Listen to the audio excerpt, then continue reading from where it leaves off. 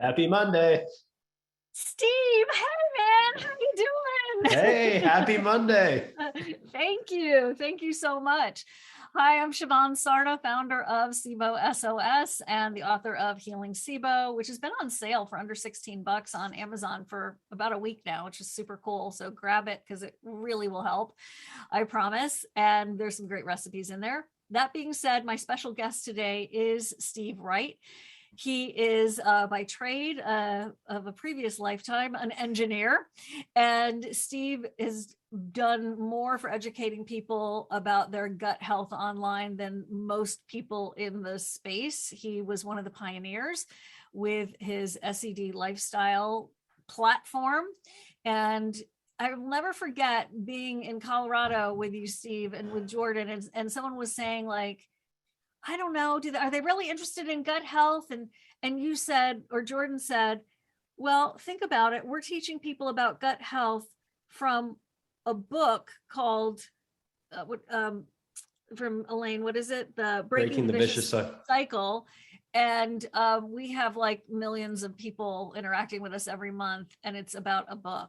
And yes, more to it than that. And she was like, oh, okay, I can do this. It made me feel really like happy, like niching down is okay. SIBO, niche, fine, done. Let's get it out there.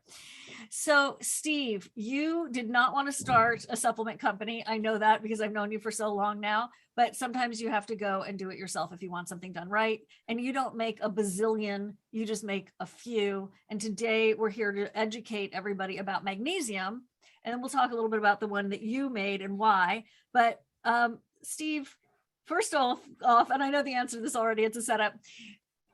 Can you test to see how much magnesium levels we have in our body? Yeah, I mean, so the answer is you can test. The better question that we should be asking, and this is the issue with a lot of medicine, is asking great questions, not just available questions. But the question should be actually, should we rely on the test results to make any changes in our health or in our daily lives? And the answer that I have come to is the commercially available tests do not correlate with body stores of magnesium. And that is kind of a shocker to me because I was trained in functional medicine and everybody uses magnesium RBC, which is red blood cell count. And that was like, if like 8 years ago or 5 years ago, sometimes, like if you told somebody to not test their magnesium serum, which is just blood levels, and you do RBC testing, you were like, whoa, that person's ahead of the curve. They know what they're talking about. Fringy. Yeah. But now there's plenty of studies. And in fact, there's one study that shows that, for instance, the average body stores around 24,000 milligrams of magnesium, and bones are 53% of that, muscles 27%, and then other tissues such as like the liver and the GI tract and all kinds of other organs is another 19%. My point being is that the blood comprises less than 1% of that 24,000 milligrams. And there are conflicting data in the research suggesting, there's not really strong correlation suggesting that serum or magnesium RBC can say, oh, someone's actually, that number actually correlates to this amount of bone or this amount of heart or this amount of muscle magnesium. And so we can test for it. And there's also urine testing, which is also commercially available. The problem with urine testing is there's studies on this one that are even less reliable than the blood test. And so at this point in time, we can go into a bunch of risk factors on who could be low, who could be burning extra magnesium, things like this. But even the tests themselves appear inadequate to determine whether or not you have enough magnesium in the organs and the bones that you actually need it. Huh. All right. So what do we do about it? And then I know we'll get into motility and stuff, but guys, the closed caption is working on my screen, Kevin. It's down at the very, very bottom. So what do we do about it, Steve? And how much do you think we should be shooting for? And I know we're also going to talk about the different types because there's a lot of questions about that. Yeah. There's a lot of interesting magnesium wars is kind of what I'm calling it, I know. I love it. out there. So, what was the first question? The first question is, so what do we do about it? So do we Got just it. guess? Do we just hope for the best? Can we take too much? Yes, you can take too much. It's Yeah. really pretty rare though. But there is something called hypermagnesia or too much magnesium. So with everything in the body, nothing, there's hyper vitamin D, there's hypercalcium. Supplements can build up in the system. And so you should be aware that these things can build up. So you can take too much, but it's pretty rare for magnesium. You do excrete a lot of it through the urine that you don't need, which is helpful. So if you're drinking alcohol, if you have celiac disease, if you have Crohn's or other inflammatory bowel issues, much of magnesium is basically absorbed in the ileum in the small intestine. So if you have sort of issues that would complicate your ability to absorb magnesium, you're at a increased risk of being low. If you exercise and sweat a lot, maybe you're doing a lot of saunaing, you could be losing extra magnesium. So there's a lot of risk factors. Most of them are chronic disease related. So if we look at heart disease, high blood pressure, type 2 diabetes, there's studies that show that by taking magnesium, you help with these conditions, which would also indicate that people who have those conditions are low in magnesium. It's one of these things where it might be more prevalent of a mineral or vitamin or nutrient deficiency than vitamin D. I'm not sure. It could be. Like the studies suggest, there's papers out there that even say, look, if someone is acting like they're low magnesium, but their magnesium serum markers are normal, treat them as if they have low magnesium, because we keep seeing people with low magnesium symptoms who improve when given magnesium. And that is the key right there, which is, how do you feel when you take a given product at a certain dose? And a lot of people don't want to, be all intuitive about things. They want data, they want numbers, but a lot of medicine is an art. And of course, we're not practicing medicine today, but just so you know, a lot of medicine is an art, and how you feel really does matter. And so at a basic level, what we're going to talk about today is all the pros and cons, who's at the risk, who's not. It's going to come down to you trialing different dosages and different types of magnesium, and your body and how you feel will hopefully let you know, what you should be doing long term. Which is a relief. I mean, that's great. I like that, because it's not overly dangerous to try and to take. And what are some of this? Is there like a list of symptoms for people who have low magnesium? Well, magnesium now has been shown to contribute to 600 different enzyme reactions. It used to be 300, now it's 600. So it's basically used almost everywhere. It's used extensively in the Krebs cycle, which is how you make energy. There's studies showing that low magnesium status decreases your ability to make brush border enzymes, so disaccharide enzymes. So people who struggle with carbohydrates, vegetables, things like this, that's a potential sign. People who have dysbiotic microbiomes, there's studies that suggest that low magnesium could be implicated in that. As I said, low magnesium status is correlated with every sort of GI inflammation symptom or disease or syndrome out there. So if you have GI inflammation, that's also a good sign that you're low magnesium. But there's studies for blood pressure, type 2, diabetes, like blood glucose control, people who are having mood disturbances like anxiety, depression. So there's lots of, almost anywhere you look, there's studies testing magnesium for a certain condition and generally finding some improvement. So a couple of questions that I have for you. Could you please let me know of kind and how much of magnesium would you recommend for chronic pain, fibromyalgia? What's the max dosage? What's the best brand to buy, et cetera? So do you want to do the different types right now? Sure. Okay. So there's one extra study that they use in laboratories that is considered the gold standard. I don't want to do it on myself, and I don't think most people listening to this want to do it. It's called a radioisotope study. And what they do is they attach radioactive isotopes 2 magnesium compounds, and then they give them to people, and then they can measure, where does that magnesium go? Does it go in the toilet? Does it go in the bones? Does it go in the muscle? By actually doing like a scan and figuring out where the radioactivity is. So that is like the gold standard of where, when you take oral magnesium, where does it end up? Does it actually get in the body? Where does it go? And the majority of the tests done are not this kind because of the potential issues with radioactivity, as well as the costs of doing that type of test. But fascinatingly, here's what I've seen in the literature. Magnesium oxide is absorbed around 21%. Almost every single type of magnesium, if we're just talking about magnesium, it's basically absorbed between like 21 and 24 to 25%.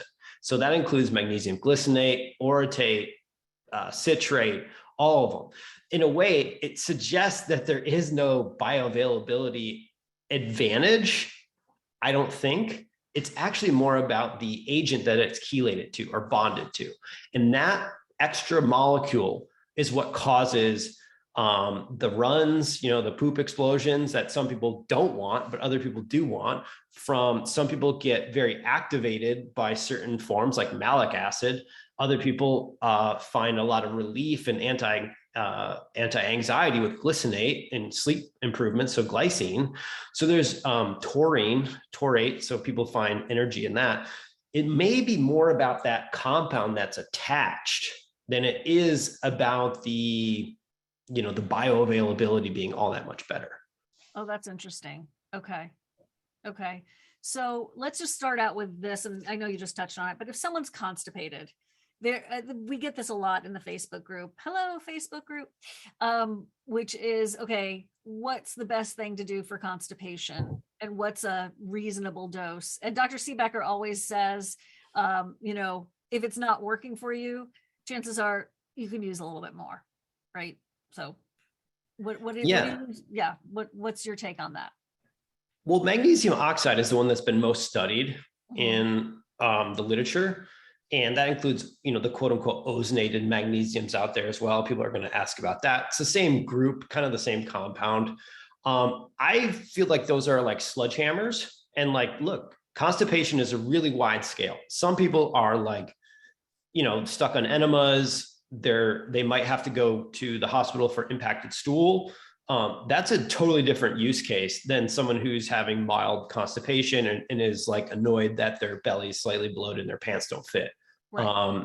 Or who's looking for slightly softer stools. They're trying to get a Bristol number 4. Totally different use case. So if you're very constipated and you're struggling, magnesium oxide will be the most violent of the various types.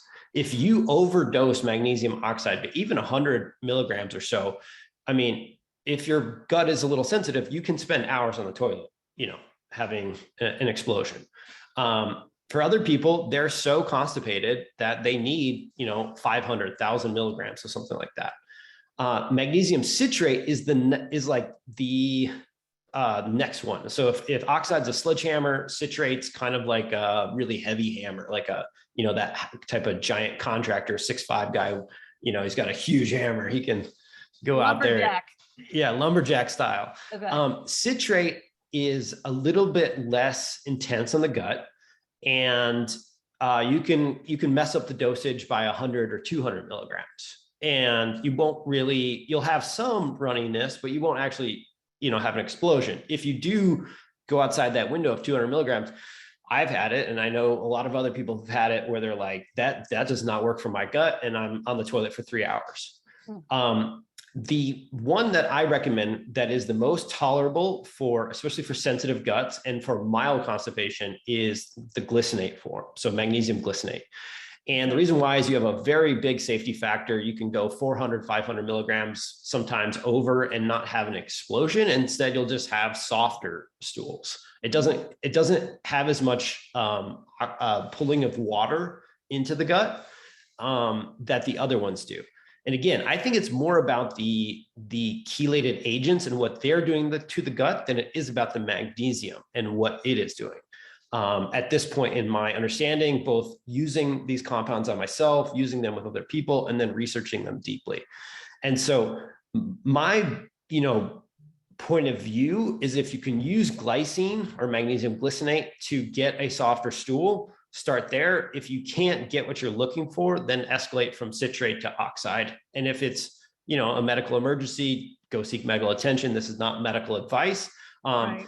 But one of the things they will give you at the hospital, if you've already, or if you don't need an enema, they'll give you an enema, and then they'll tell you to take mag oxide going forward. So that is very common in elderly populations. So I don't know if that kind of explains it. The other types of magnesium aren't really considered sort of what you would use for constipation.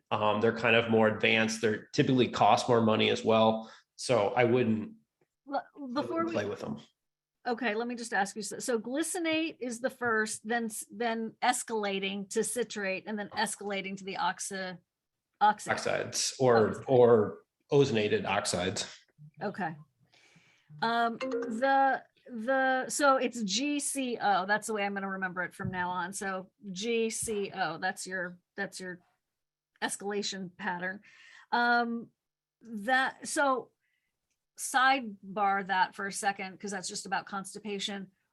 We need magnesium in our diet and, in our lives, and these other magnesiums that you're about, you were just talking about, like, don't use these for constipation, but what are the names of those other magnesiums that are good for other things in the body? And what are those good for? So taurate or magnesium taurate, which is bound with taurine.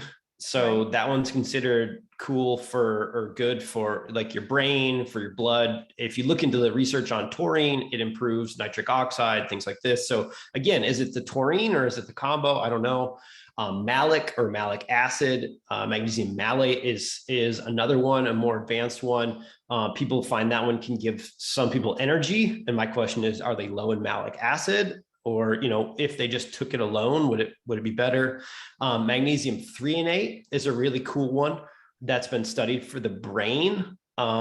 It's considered to, I believe, cross the blood-brain barrier. I would say it's probably the most expensive of all the magnesium compounds. I took it for a while. I thought it was cool. The research seemed cool. I don't seem to notice the benefit. I get more benefit brain-wise from magnesium glycinate than I do threonate. And so that's where I think it comes back to, testing and checking and trying to figure out what does your body most respond to. So S Private is saying GCO acronym, get constipation out. I like it. I like it. Right. Glycinate, citrate, oxide. Okay. I like that a lot. A couple of questions here. What are your thoughts on magnesium hydroxide for constipation? Hey, Helen. Hydroxide is an oxide. So it's the O.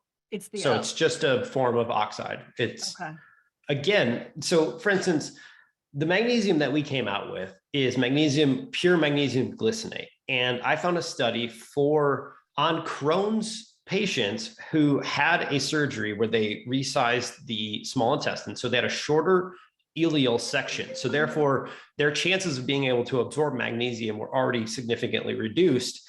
And what they found was that the bioavailability was only 1% higher between magnesium oxide and magnesium glycinate, which is actually opposite of what I thought and what I was taught, and opposite of what everyone else is saying out there, that the bioavailability really matters.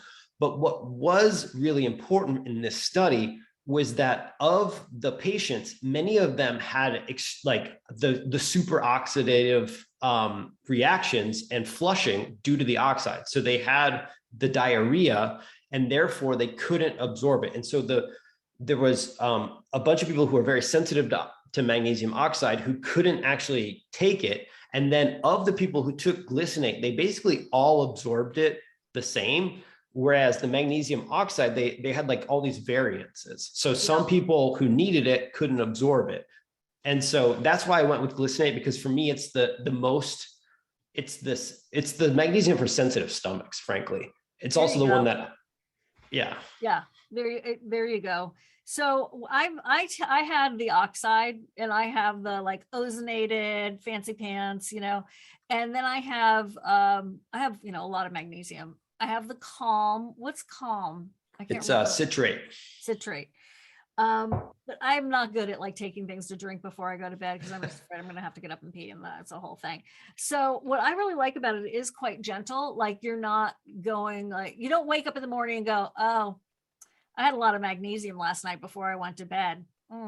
You're like, oh, good, I went, but so I find it to be super, super gentle. And I'm taking I take it with my my prokinetic, and which I do Resolor, it's called Motegrity in the United States. And then I'm doing 3 of these, and they're 360 per 2 capsules. Okay, so I'm not even doing that much, Steve. 2 capsules is 360 milligrams. Yeah, Correct. that's nice. That's really nice. So you guys, I put a coupon in and links in the chat. Can anyone see it?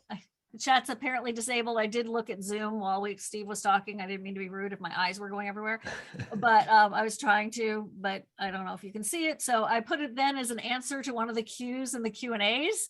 So I don't know if you can see it there. And yes, thank you. Thanks, Amy. Okay, great. Yes, we have it. Thanks. Yay. One thing I just want to say about the links, and you're getting a discount on anything you want from Steve's line, which includes the Holo Immune, which we did a webinar on last time, and the we've done webinars on all of this, including Holozymes, my favorite digestive enzyme, is the discount is taken at checkout. So every time we do this, and we get a couple of emails saying there's no discount, it's taken automatically at checkout. So just FYI. Okay, great. I don't even think you need a code. I think it's just use that link. You can see that I'm calling it a coupon, which is kind of dangerous. Your formula, Steve, works for motility issues. True or false, Steve? Yes, it does. But again, you're going to have to take maybe a little bit more. You might need to take 3 or 4 capsules for motility related issues. But as you kind of alluded to, the differences will be based on your body and what you're looking for. Magnesium glycinate at like 4 capsules a day is going to create like a softer, more natural poop expression. I don't know what else to say. Toilet expression, toilet experience.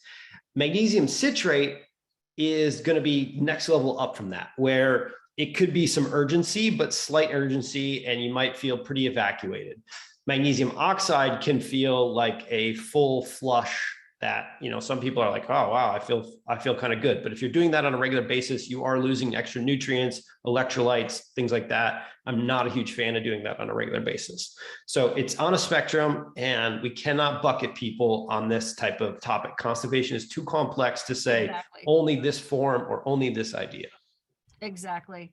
So when you're saying, so Bertie's saying, well, I'm glad you're here, Bertie, because Bertie's saying that magnesium is very confusing to Bertie. I get it. That's why we're doing this. And there is a lot of confusion about it. You talk about low magnesium. Is that one kind of magnesium, or is it all forms of magnesium that is low? Low magnesium in the blood or body? Or and he's kind of saying if I can, is it true? Like you're saying, like that's not even really an overly valid way of determining whether or not you have an appropriate level. Look, if you do a blood serum test, magnesium serum test, or a magnesium RBC test, and you're low, then that's like, that's sort of like a sick population that doesn't necessarily correlate to organ levels. And you'd probably want to get that into the upper high range, in my opinion. If you're pegged at the upper end of the range for both those tests, then maybe you're good. If you're like significantly out of bounds, maybe you need to cut back on your use of magnesium for constipation, use other prokinetics, use vitamin C, maybe use a mild laxative of some type. So, they can be useful tests only for yourself over time, if that makes sense. Like if you have signs and symptoms of magnesium deficiency, and you run a test and it's at like 6 or 5, let's say it's on 5 for a magnesium RBC. And then you start supplementing and you feel better at 7 and you feel better at 8. 8 is now above the reference range, usually for a mag RBC test, but you feel really good, just stay there. But if you keep using that same dosage and you test again in a year and you're at 10, then cut back the dosage, because you might be driving that too high. And there might be other ways for you to modify your symptomology, if that makes sense. So it's more about individual data points on yourself than it is about what one data point every 3 years means for your entire health picture. Cynthia's asking any place to go, and comments also on magnesium supplementation in pregnancy. Again, not medical advice. Please talk to your doctors. But do you have any resources for this type of thing for pregnant folks? No, I really don't. I mean, that's not my area of expertise, and I tend to stay away from pregnancy. Thank you. Most people do. So there you go. Better say it. You know who I do love for pregnancy stuff is Carolyn Ladowski. So it's spelled exactly the way you would imagine. It's Ladowski. I don't know. Ledowsky is her last name. Don't know if it's showing up in the chat, but she has a brilliant website for people who are pregnant and trying to get pregnant. Yeah, I also know that Jolene Brighton does some work on this, and so does a friend of mine. I think her name's Sarah Sandy. So she also does a lot of nutrition and supplements for pregnancy. Is it true that only having a BM after coffee means you're constipated? What if it causes loose stools? I don't think that's what that means, does it? I don't know that I wouldn't draw those conclusions, but you would definitely be able to say that coffee is an irritant to your gut, and you may be better off without coffee going forward. And yet you're maybe relying on it to go, right? So right, which coffee is an irritant, and so is caffeine. So coffee, the coffee is a really complex molecule, just like chocolate and wine and all the really good, delicious stuff in the world. So I've looked intensely into this, figuring out if I should be or shouldn't be drinking coffee. Yeah. And what you can do is buy some caffeine pills, buy some 100 milligram caffeine pills, stop taking your coffee, and just take a pill in the morning, which is about equivalent to a cup of coffee, and see if you get the same effect. If you do, then you know it's more about the caffeine for your body than it is about the type of coffee, because the coffee can have mycotoxins, it can have all these different things. Dark can affect people more than light. So that's a good question. That's a good little test. Okay, so this is the magnesium that Steve created. It is bisglycinate. And so go ahead and explain what that is, and then just an idea on where to start. Then I've got more questions for you. Yeah. So why would you even buy ours? Ours is the only product on the market that I'm aware of that has zero fillers, zero flow agents, zero anything. It's just the gelatin, or it's just the vegan capsule, and then 20% standardized magnesium glycinate from the US. So there are no extra ingredients. There's no preservatives. Yeah, nothing. Frankly, it's fascinating, but we actually have to have it manufactured in Canada, because that's where I found a manufacturer who can do the next part, which is, number one, they were able to make it without any extra additives. So it's perfect for sensitive people. And number two, we were able to pack 50% more magnesium into the capsule, magnesium glycinate into the capsule, than pretty much all your other standard big time, doctor grade formula. So if you go look at the back of our bottle, it says 360 milligrams per 2 capsules. That means 180 milligrams per capsule. Almost everybody else has 120 milligrams plus added fillers and flow agents and preservatives. So that's the reason why we ended up making it, is for people with pill fatigue and for people who are very sensitive, because that's kind of what our brand's about, is no extra bullshit, no extra nothing in there. Exactly. Lee came in late. Lee, we do send out the recording, and you can always find it in our Facebook group as well, under the media section, which is SIBO SOS community. And okay, we're going back to the types of magnesium. Please explain elemental magnesium versus what most labels say that do not specify. It's the elemental that's important, correct, Jan? I don't know what's element. I've never even heard of that. What's elemental magnesium? So elemental magnesium means if you take apart the chelated or the bonded agents together, how much magnesium was actually bonded in there. So if they're following FDA protocol and FDA law, the number on the back of the bottle, in our case 360, is the amount of elemental magnesium. And then there's a bunch of glycine attached to that, basically. In other forms, it would be citrate or carbonate or oxide or whatever else. So if it's a high-end manufacturer, they should only be listing what is the amount of magnesium atoms, I guess is what that stands for, elemental, that would be in that dosage. So sometimes people add a fancy word to something to make it look different than what it is. So I don't know if it was a marketing thing or what, but okay, it means magnesium. So let Al is saying, can you buy it in Canada? I know you ship worldwide. And I don't know what the difference is between a horrible duty fee and the postage. So you ship around the world. Yeah, we ship around the world. Postage is an issue. Yeah, I mean, we'd have to ask my team. You could send an email to support at Healthy Gut, and we can talk you through that. We have, I would say 5% of all our customers are in Canada, probably. So we ship there pretty regularly. So what's the email? Support at healthygut.com. Right. Yep. Sorry. Okay. Yeah, you just never know anymore. You never know.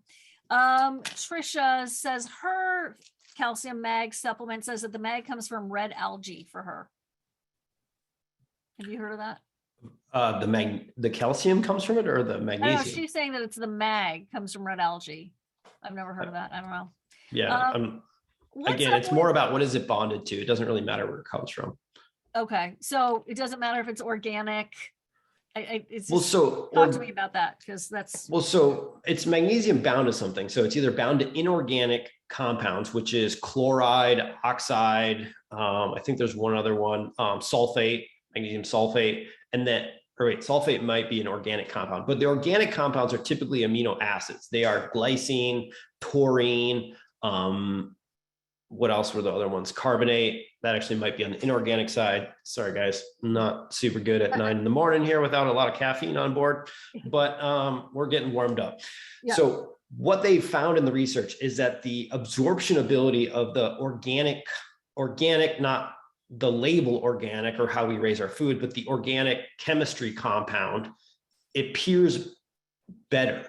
But the problem with better is that in perspective of the entire context here, better might only be 1 or 2%. And so that's where I find I was very much like, oh yeah, I want the most bioavailable and I want the best. And I get really wrapped up into that stuff. And to find out that the difference between a cheaper form and like the most expensive form might only be like 2 to 3% was like mind blowing to me. I was like, wow, this is one of those cases where it does appear that literature and science, maybe it's by the companies, maybe not, is doing a bad job at telling us about magnesium and who should use what form and how we should relate to it in our bodies. Which is why we had so many people register for this webinar. I'm gonna go back up to Adrian. I've been plagued with muscle cramps in feet, legs, hands, etc. for over a decade. Oh, I'm so sorry. I take minerals, mag, salts, and nothing else helps except tonic water. I don't have any medication and drink only water. I get nauseous from it. I'm sure I don't have quinine. I'm really not. Adrian, can you type up the question in a little bit of a different way? So there's been a number of people who have been saying like, what's the best magnesium for pain? Yes. Yeah. And so I would, I mean, I'm not the world's expert on pain, so take this with a grain of salt. But from my perspective, when helping people with pain, I would use magnesium as a base layer, kind of like eating organic or low sugar or low gluten. And I would be looking at other things related to neuropathy or something like that. Something maybe like ALA. I think 800 milligrams is used for neuropathy per day. I think there's other agents like PEA. I cannot pronounce PEA. Just look it up. It's really huge. That's really cool for pain. Curcumin at 1,500 milligrams per day. Most people way underdose curcumin and they use it with black pepper. The majority, like 95% of all the research in the world has been done without black pepper, and they show tremendous results. And black pepper is an irritant to the gut. That's so right. Yep. I would grab, I think I used, in my own house, I use Jarrow 95 right now, which is a 95% extract curcumin. Try 1,500, 3,000 milligrams of that for pain. So that's where I would go with pain. Boswellia, another great agent for pain. I would not be trying to use, like, as long as you're taking 350 to 500 milligrams of magnesium per day, and it's a magnesium glycinate or a malate or an orotate, or a taurate, then I don't think you're going to limit what you're going to get out of it from a pain related thing. Adrian's saying, I don't think I have a quinine deficiency. Does quinine lead to cramps? This is not I don't know. Quinine's what's in tonic water. Right. I guess, but what made you go to tonic water? Or are you just like, oh, it happens to be when I drink tonic water, I don't get cramps? I'm just fascinated by that. So, and I take it you've looked into the whole potassium story. Mary, I've asked this question of a ton of experts and I don't know who to believe. Please advise me on levels of magnesium that might be too high. So we've kind of addressed this, but I do want to read your question, Mary. I have severe nightly leg cramps, making me jump out of bed several times per night for a few years now. I want to just ask you something. Do you have SIBO? Because that can be restless leg. I know, my heart goes out to you. I had growing pains growing up, and it was one of the most excruciating things in my whole life. I don't know. I didn't even have language to call them cramps back then, but I was advised to increase my magnesium and potassium supplementation. Mostly they have diminished to now, maybe just occasionally. Good. I'm up to 1200 mgs of magnesium dosed throughout the day, and have been advised to take it back down to RDA recommendations. Wah, wah. My blood test is up to 1800 and always high. I take organics and also from Functional Detox, a chelated magnesium capsule supplement. I don't have bowel problems. Great. Help. Is this leg cramping really caused by magnesium deficiency, and how would I know? That's a big one. So the signs and symptoms, what's that? Yeah. What are your thoughts? I mean, the signs and symptoms of hypermagnesemia or too much magnesium are like nausea, vomiting, neurological issues, abnormally low blood pressure, flushing, headache. Like you can go look these up I literally just Googled that. I'm not like a crazy expert. Again, this is all informational purposes. If you're concerned, seek attention at an ER, call your general practitioner. I am not your doctor. Siobhan is not your doctor. So if you're having those types of issues, the cool thing about magnesium, especially, is you can just stop taking it for like 5 days and see what happens. As your body depletes it out through the urine, what changes? Do your symptoms improve or not? Do they get worse? These are very good indicators of what you're going after. If someone's already pushing many thousands, I don't know if she said 1800 or 1200 milligrams of magnesium per day, like you're pushing way past the usual studied dose is like 500 milligrams. There are studies out there that do like 800 milligrams or 1000 milligrams. So you're not like the highest I've ever heard of by any means, but you are pushing the upper dose of what people have studied. And that's really important to understand. And if you're not getting the stated benefit, so everything you've read and everything you've been told is that magnesium helps for restless leg syndrome, and you're taking more than 1000 milligrams per day for an extended period, meaning more than 3 months, and you're not seeing the benefit, whatever is causing your restless leg syndrome is not really ever going to be solved by magnesium, in my opinion. Whatever little benefit you got, and now you need to go search for a different root cause. And that's how I see everything from hydrochloric acid and low stomach acid to magnesium for restless leg syndrome. If you do the protocol at the upper bounds of what most people have seen, you don't get the benefit, then turn around and go in a different direction, because you're just going to beat your head against a wall. Okay.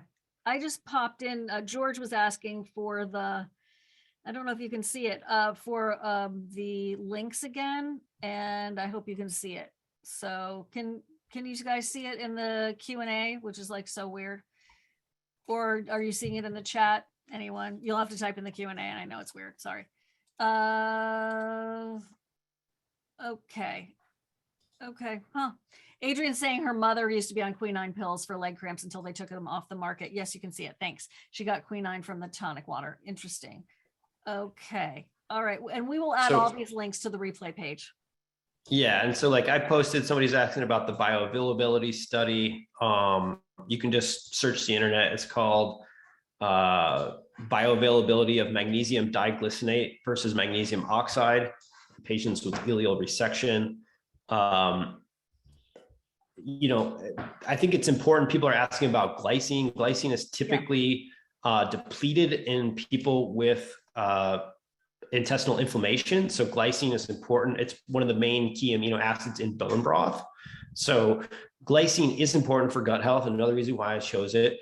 But the cooler thing is how it upregulates glutathione status. Like it's important for glutathione status, which we all know is extremely important for healing from gut conditions. And I believe a huge part of all IBS or gut related issues, including SIBO, is the neurological connection to the brain, which usually accompanied by some sort of anxiety, depression, spectrum type issues. And glycine has been shown to help, mildly help with anxiety as well as sleep. And so you can get some ancillary benefits by adding extra glycine in. If you want to test this without the magnesium, go get a pure glycine powder and just take 3 grams or 5 grams and see how you feel.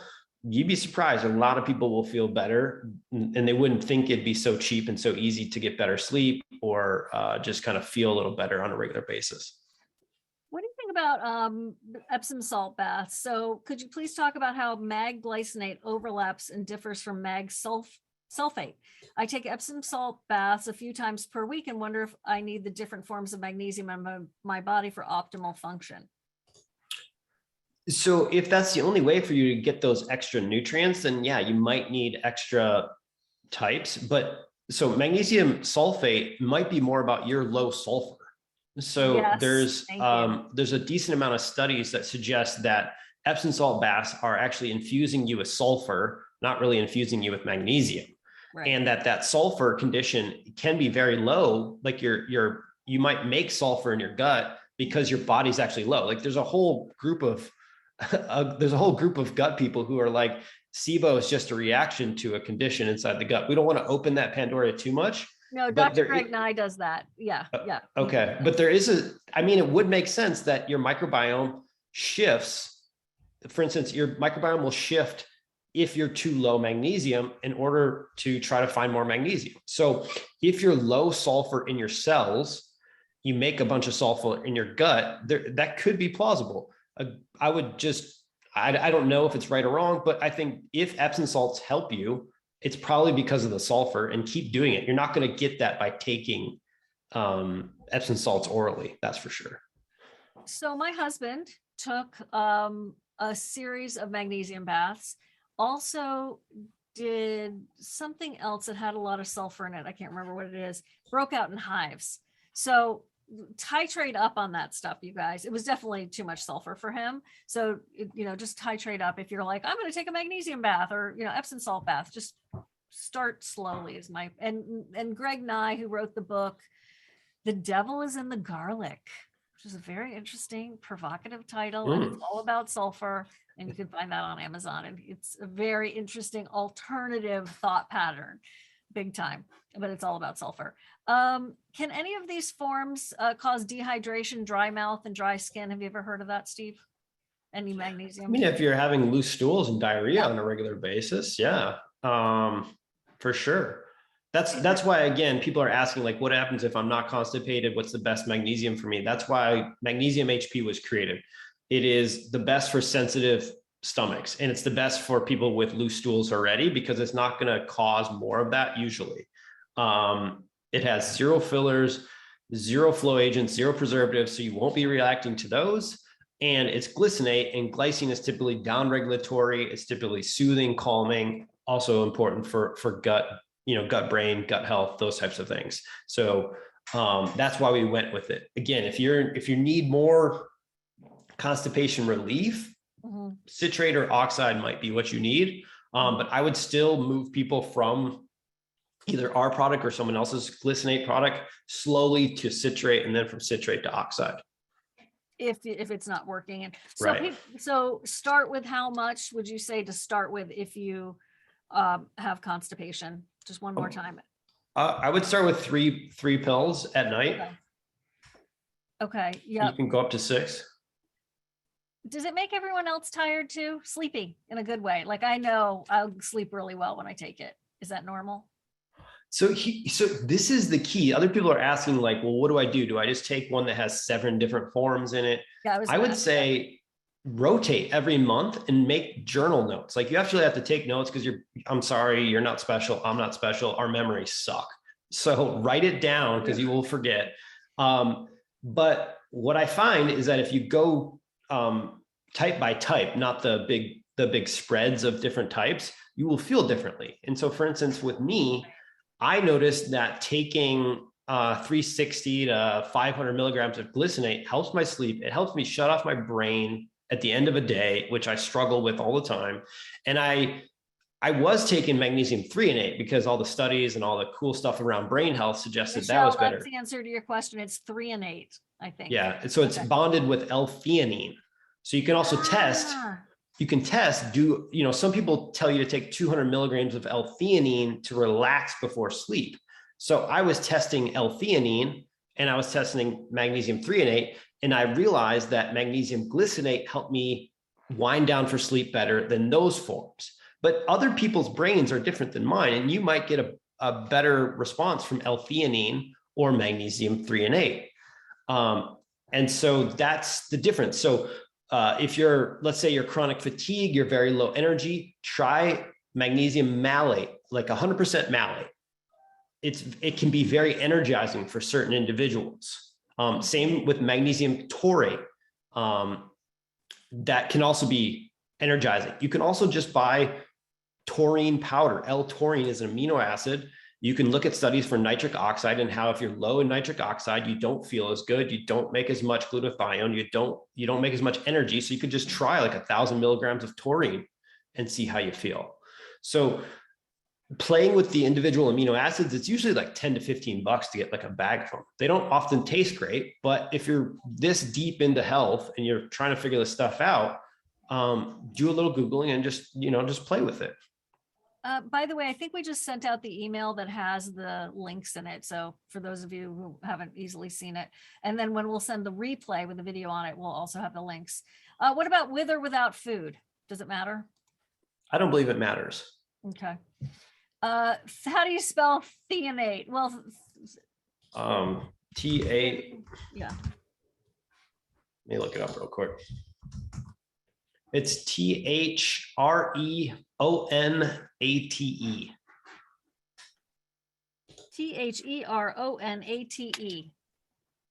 Threonate. Yeah, Thre. Oh, like the number 3, but it's okay. Yep. All right. Yes, Colleen, some people use magnesium glycinate for winding down their mind, sort of relaxing the mind related to anxiety. Again, it's not an anxiety treatment. You can't say that. It has been shown to help with sleep in studies, but that's it. It's helpful for people like myself who tend to be type A, anxious, can't stop the mind, but it's just part of a plan. You don't have a facility in Canada. You would be ordering from the United States. Orna's in Canada. It's like, can I get it here? You can, but he has to ship it, right? Correct. Yeah. I wanted to, are things safety checked? What was the question? I mean, you can't put, I don't know. Listen, it's made in the Canada, United States. I think you're in very good shape here. I think it's worth a try. And you will be getting the recording. So if you missed anything, what about, a lot of people are asking about migraines. Any support for people with migraines with magnesium?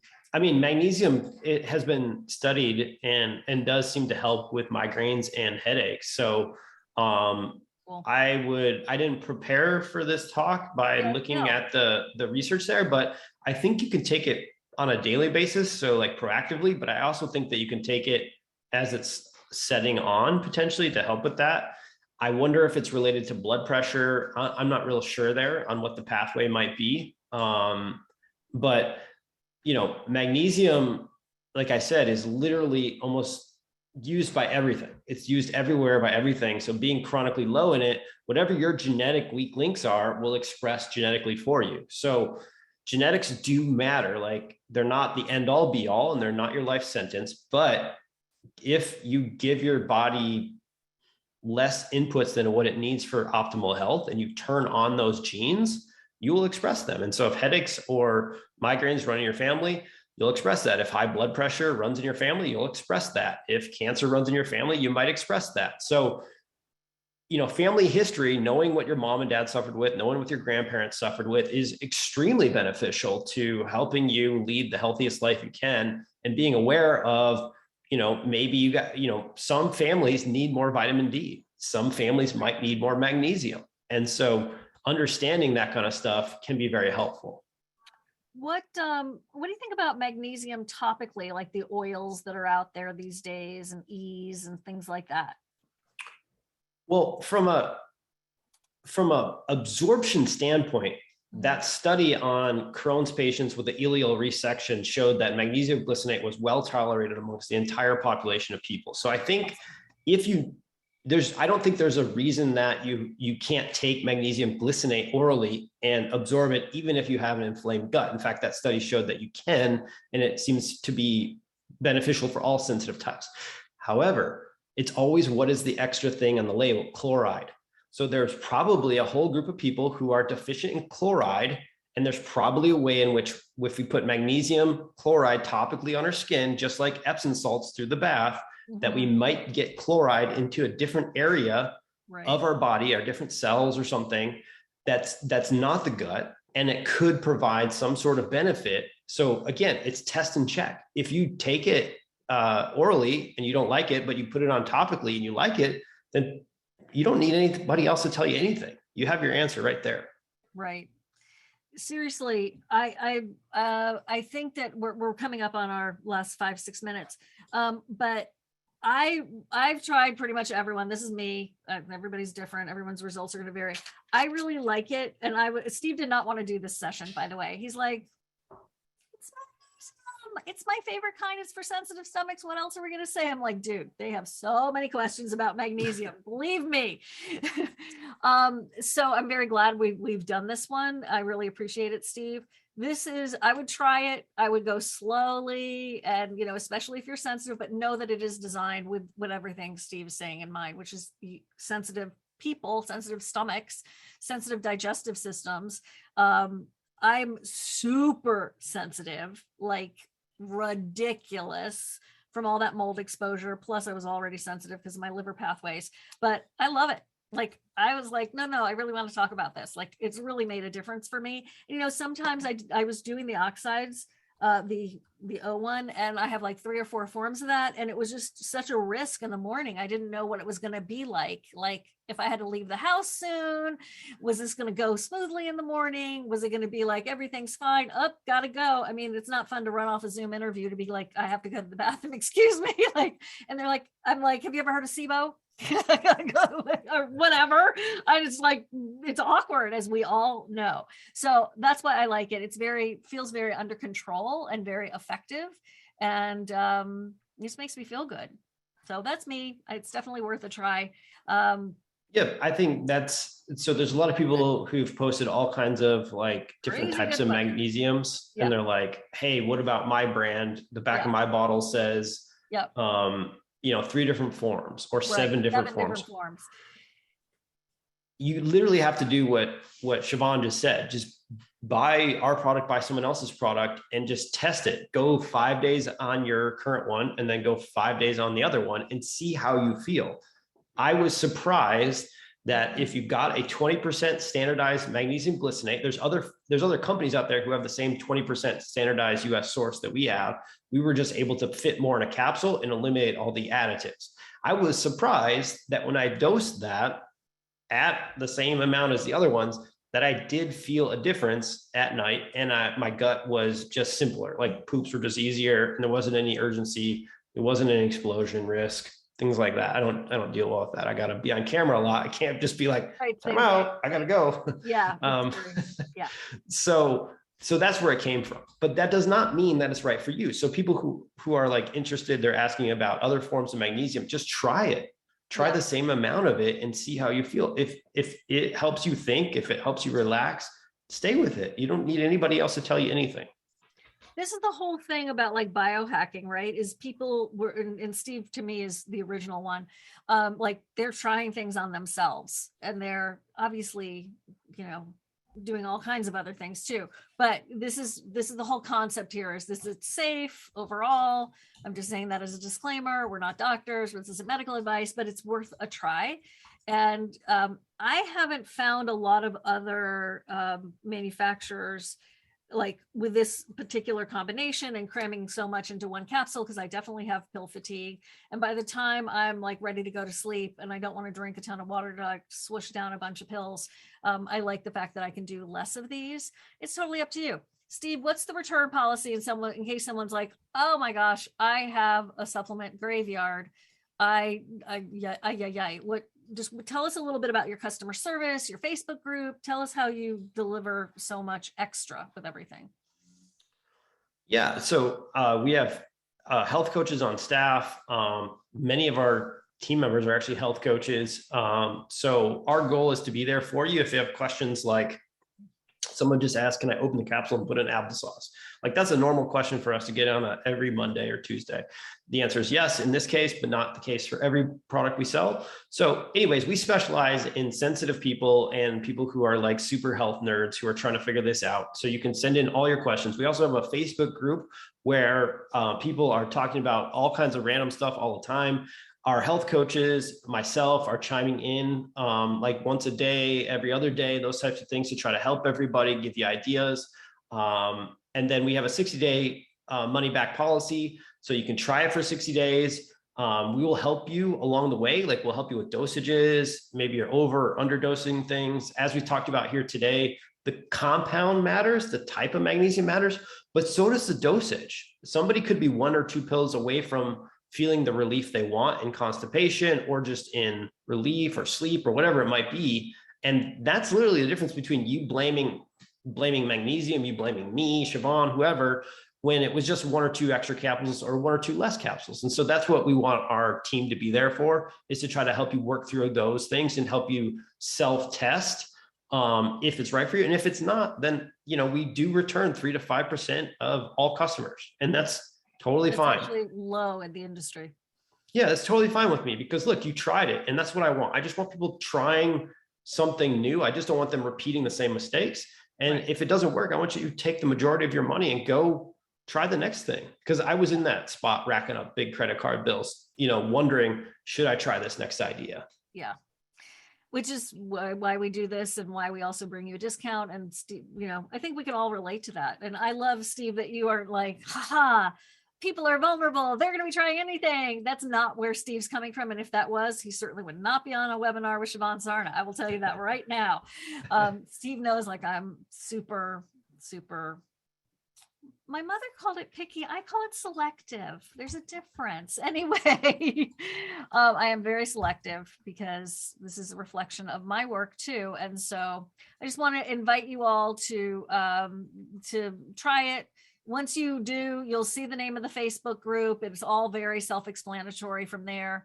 And this is an opportunity for you to save some money and try something new from a very credible, highly sourced, trustworthy person that I know, love, and trust. So there you go. And it's time to wrap it up. Thank you all so much for being here. Go ahead and pop some love for Steve into the Q&A box. Thank you, Clarissa, for being here. Even though chat didn't work, we will try to figure that out. We will add all of the links to the replay email. You have them right now in the email I sent during the middle of the webinar. Because I'm magic, my team is magic.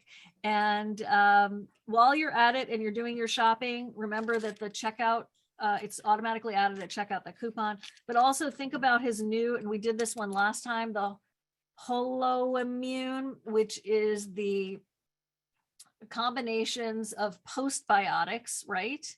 For the paraprobiotics. I was getting that wrong. Paraprobiotics. And if you don't, if you're like me and you're like, huh? Paraprobiotics, very new concept. Watch the previous interview and session I did with Steve. So when you get the replay, you're going to get this, but then you'll also get all of the other sessions I've done with Steve over time, which is a huge, huge body of knowledge. And it's a really, really cool way to have a library of Steve all the time. Steve on Well, hopefully it's helpful, That's yes, for sure. It is helpful. It is helpful. It is helpful. No, it's totally helpful. I love going directly to the source. Love working with you. Love having you all here. Thank you so much. And we will be working on our next topics and we will see you next month. And also, this is a shout out for all of you who have pain. October is the launch of the Fascia and Chronic Pain Rescue Summit, which I've done with Kelly Kennedy, who some of you may know from the Lymphatic Rescue Summit. And I just am finishing the last 2 interviews today, Steve. It's so good. Oh my gosh. Cool. Like really cool information about fascia and the electrical system within your body and muscle pain. Well, so we call it muscle pain really, but it's actually tight fascia most of the time. And just busting out a lot of myths around it, and also really explaining, because I know most people don't really truly understand what fascia is. And if you're like, Siobhan, I've never even like heard of it, I understand. Did you guys do any presentations on John Sarno's work? On John Sarno? Wait, yeah, I know that name because it's similar to my last name. The tension myositis or tension. Basically, there's a concept in back pain as well as other pains where you create psychological tension and hold it in your body. And then between the fascia and the nerves, you restrict blood flow, and that pisses the nerves off. Oh. And so, yeah, anyways, pain is fascinating. It's so vast and so interesting. But we have Tom Myers and Gil Headley, people who are doing a lot of cadaver work. We have there are some supernovas of fascia, and we have them. We have the upper echelon of these people who have been studying fascia and getting the world out, and worked with Ida Rolf and all these really cool connections, no pun intended. So anyway, cool. Just know that there's some hope coming out for you, and I'll wrap it up. Thank you, Steve, so much. Thanks, everybody. Thanks, Siobhan. Thanks, everyone. Bye. Bye-bye. So I'm just going to do one more posting of the links, but remember that, I'm going to pop it into, here you go. I don't do transcripts for these. Type answer. Paste. There you go. Send. Okay. There's the links one more time. Again, you'll get it in the emails. Okay. I'm going to wrap it up. Bye. Thanks. See ya. Thanks. See ya.